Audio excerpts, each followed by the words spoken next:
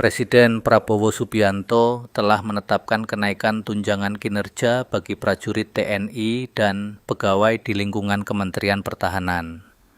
Bersamaan dengan ditandatanganinya Peraturan Presiden Nomor 42 serta Perpres Nomor 43 Tahun 2026.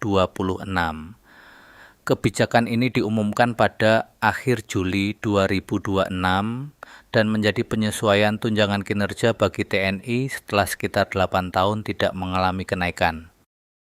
Seperti yang disampaikan pemerintah melalui Menteri Sekretaris Negara Mensesnek Prasetyo Hadi, bahwa alasan kenaikan bagi pegawai Kementerian Pertahanan dan prajurit TNI lantaran sudah lama tidak mengalami kenaikan. Ya, itu sebenarnya adalah tunjangan kinerja yang memang secara menyeluruh di seluruh kementerian dan lembaga itu ada yang disebut dengan tunjangan kinerja yang memang besarannya berbeda-beda.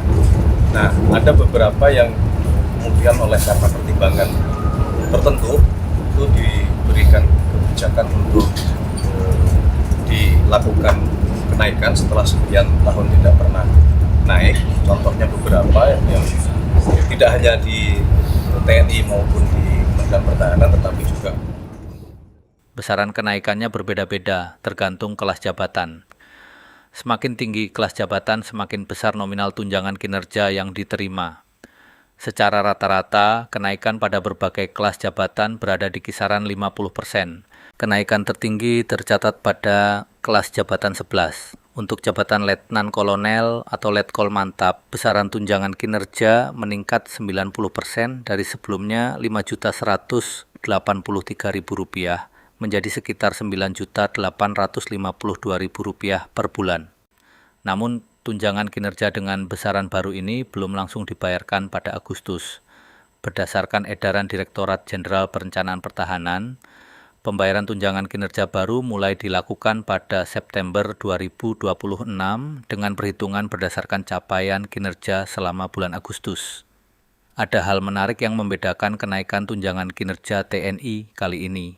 Jika sebelumnya kenaikan tunjangan kinerja TNI biasanya ditetapkan bersamaan dengan Polri, kali ini kebijakan tersebut tidak dilakukan dalam satu paket. Bahkan jika melihat sejarahnya, penomoran Perpres mengenai tunjangan kinerja TNI, Polri, dan Kementerian Pertahanan biasanya berurutan.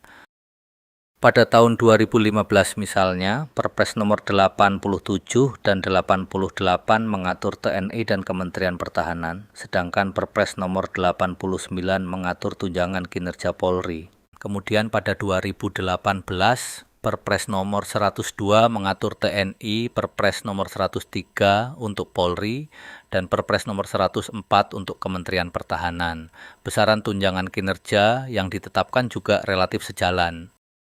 Karena itu, kenaikan tunjangan kinerja TNI pada 2026 menjadi menarik untuk dicermati. Untuk pertama kalinya setelah beberapa tahun, penyesuaian tunjangan kinerja TNI tidak datang bersamaan dengan kenaikan tunjangan kinerja Polri.